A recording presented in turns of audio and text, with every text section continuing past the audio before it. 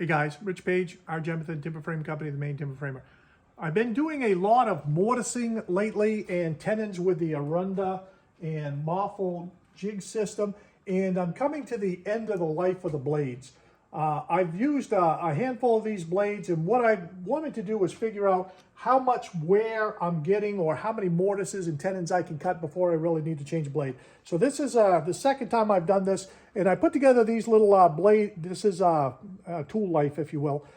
So I got a little clicker here for mortises. So on this set of blades, I did 51 mortises and 31 tenons. So that's kind of the life of what I've been getting. So somewhere around there, maybe 65 mortises, no tenons, a whole bunch of tenons, no mortises. But I wanted to get an idea on what my tool life was on the tool, so that's what I've done.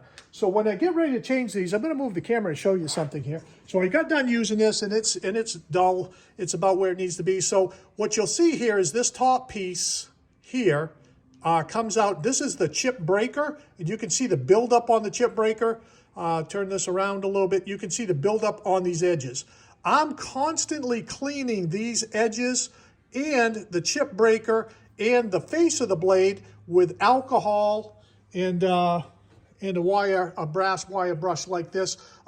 So I might do a handful of them. Take a look. If I'm getting buildup, I'm constantly cleaning this to give this the best chance possible to do a good job right up till the end of the tool life. So that's something that you're going to be doing all the time, is cleaning this up. So I'm going to take a couple seconds and clean this before I disassemble it. Let me show you what I do. So you've seen this in the shop before. I think I've got a bottle of alcohol. Let me see where the camera's pointing here. Yeah, pretty good. A little bit more over there. Good. So I'm just going to give this just a tiny bit. Come around, get the face where the chip breakers are. Get in here with a brass brush and clean off the pitch buildup. I do a lot of pine.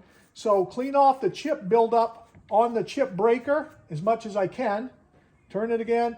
Same thing on the chip breaker. Get as much of that buildup off as I can. I'll take the rest off when I take it out. I clean the inside of these edges here, and so now it looks pretty clean overall. So now I'll work on disassembling. So to disassemble, you need a 2.5 metric Allen wrench. And I've already loosened this one, so it's going to come loose. And you'll find that in these holes, you're getting a lot of pitch buildup. So if you're not careful, you can round these out. So you can see a bunch of stuff on the end of that Allen wrench that's inside here. So if you don't get a good bite on these and you don't clean this stuff out, whether you're going to use something like this to get in there just to try to get some of that pitch out of there, you'll end up rounding out those heads. What I have done is working with Timberwolf tools. I bought a bunch of these screws because I know as time goes on, I've already got one that's tender. I'm going to work on replacing it and putting in a new one. I think that's important. If you don't have these on hand and you can't tighten this up or you can't get it out, you're dead in the water. So you might want to think about having a couple of those on hand. So loosening this up. And what I found is you don't want to tighten this like a gorilla because then you just have to take it out and you've got a chance of rounding off the screws. So loosening them up, and you'll see that there's a bunch of pitch in the threads. Loosening it up. And now what you'll see is the chip breaker here will come out and the blade will come out. So in this case, I've got yellow paint here. So I've already used this head. So I've already marked it that I've used it. Now I've used this one. So that one's pretty much done. I'm going to have to clean up this chip breaker with some alcohol. Let me come to the other side. In here, loosen it up. And again, I don't tighten them like a gorilla anymore because you've got to take them out and you don't want to round the heads off inside these Allen screws. This one here feels a little bit tender. I'll probably replace it.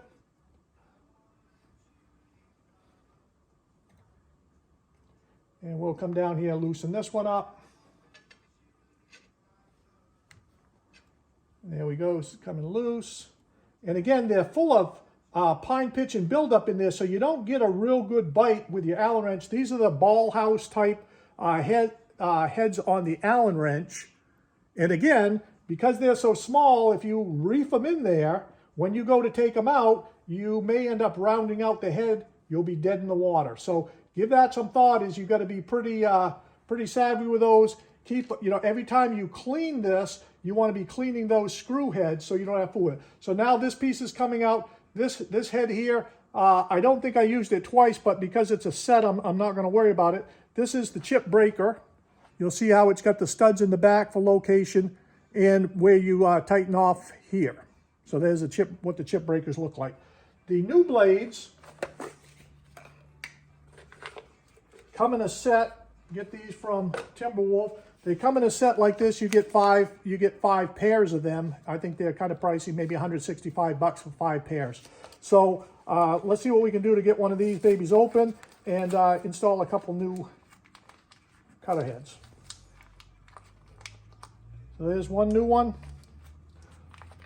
There's 2 new ones.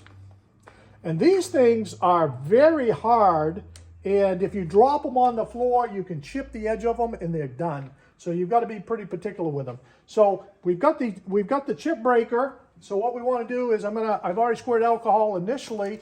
Give this baby another little squirt and just clean that chip breaker face. Clean the top, clean the bottom, clean it all the way around. I'm going to grab a rag right here. We'll wipe it down, and that baby's ready to reinstall. And then we've got the other one up here, same thing. I'll probably get confused putting them back together, we'll see. So we'll give this a little bit of squirt of alcohol again, cleaning off the chip breaker. What we're trying to do is just get the pitch off this thing and make sure that there's nothing that gets in the way of when you seat these back in. So cleaning it all up, brass brush, rag, wipe off any of the excess alcohol. So now we've got the head here with the chip breakers out and the blades out. What we want to do is come back up here again with the alcohol, give this a little bit of a squirt in where the chip breakers sit, as well as the top. Get in here with a brass brush, clean up any particular residue that might be in there, pine pitch or whatever. So we've got that pretty well set up. Just grab a rag, kind of dampen it dry. Make sure you don't leave any rag residue in there. And so there we have it. So now we're going to take a blade. You'll see the pins here. We've got the pins here. We've got the pins here. Got to line up the head so the head matches up to the pins. And then you'll see that this side here, where these indents are where the screws go. The point of the tip, the high point, goes to the outside, and they slide right in like this. You'll take your Allen wrench, clean it up a little bit, and you'll tighten up your set screws. It really seats by itself, so just let it go to the bottom. Tighten it up a little bit. Go down to the bottom. Tighten that baby up. Okay, so they're just in there. I'm going to call it finger snug. There we go, there we go. A little bit more here for finger snug. And that's going round and round. So this is what I was talking about. I'm going to take this one out while I'm here. Get it out. We're going to put in a new one. And we'll put in a new one because what we don't want to be doing is think we're going to tighten this up, round it out. I'm going to show you this in a second. Here, let me take it out, show you what it looks like. And they're small, and you'll drop them on the floor, you'll lose them, you'll cry. So this is what it looks like. This is what tightens into the chip breaker. But you'll see those heads are pretty small. That one you can see, hopefully it focuses in. You'll see that it's got some buildup in there, and if you don't get that out, you'll start rounding the edge of this, and then it won't be worth anything. So like I said, I bought a bag of new ones. I'm going to put a new one in there. Not even going to fool around. I bought a whole bunch of these because the shipping was so pricey. I said to myself, well, if I'm going to spend the money on the shipping, I might as well buy a handful of them. And that's what I did. The other thing I like to use anytime I put something in, metal on metal, I don't want this thing to bind in there, so I'm going to use some of this Loctite, just a tiny bit of it on the threads. Just a smidgen. So that way, next time I go to take it out, if I've got problems with the Allen screw, that's one thing, but I won't have problems with the threads bound up inside the head. So now I'm going to put in the new one.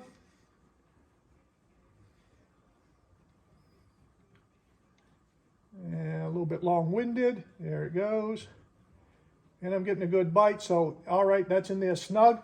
Let's grab the other chip breaker. It's already cleaned up. Looks like it's in pretty good shape. You can tell, see the top of it here where it's pretty shiny. The bottom of it's pretty black. So you can see it's tapered.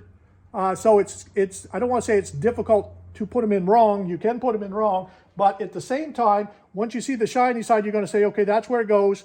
The knife fits into the slots, and the point of the knife kind of follows the same profile as the top of the chip breaker, if you could see that. All right, so then we're going to turn the head a little bit so you can see that. We're just going to slide it down into place. And we're able to slide it down into place because we have the set screws out of the way. So now we'll snug up the set screws.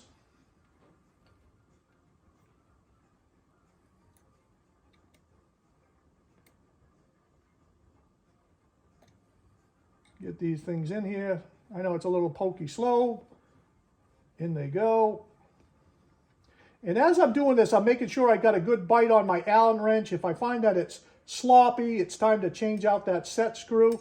And again, change it out before you wrestle it, round it off, then you can't get it out. And these heads are probably, I think they're like $400 or $500, so they're pretty pricey. So the last thing you want to do is wreck the head because you can't get the screw out. So now we'll go through. Now to tighten them, that's about all I'm going to do right there. That's tight.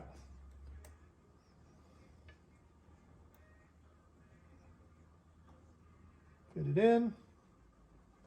Tighten it up. Good. Come over here. Same thing with this one here. Put it in. Tighten it up. Good.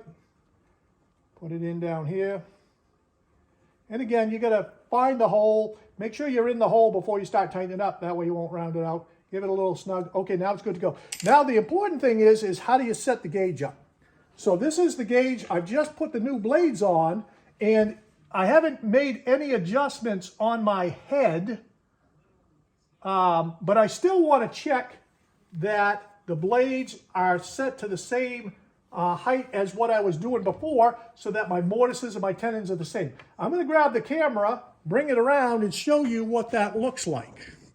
What we want to be looking at, I'm sorry I can't focus this better, I'm going to try to come down here, is this is the area here where Timberwolf recommends you use it. So I'm going to turn that head, try to, and you're going to see the tip of that is just about touching that, and that's where we want to be.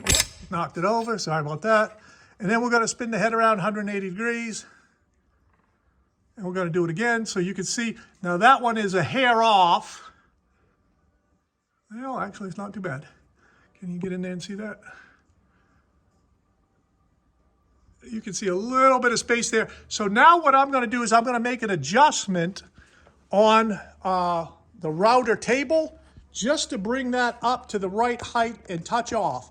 But that's an idea on changing out the blades, making sure that you don't round them out, cleaning up occasionally with alcohol to remove the pitch so that the blades can do their work and the pitch isn't infracting how the blade works. That's what I wanted to show you. I'm going to adjust my table on this and make sure it's about perfect, and I'm going to get back to work, but I thought I'd share that with you. Give me some feedback, click like and subscribe. Thanks for watching, guys.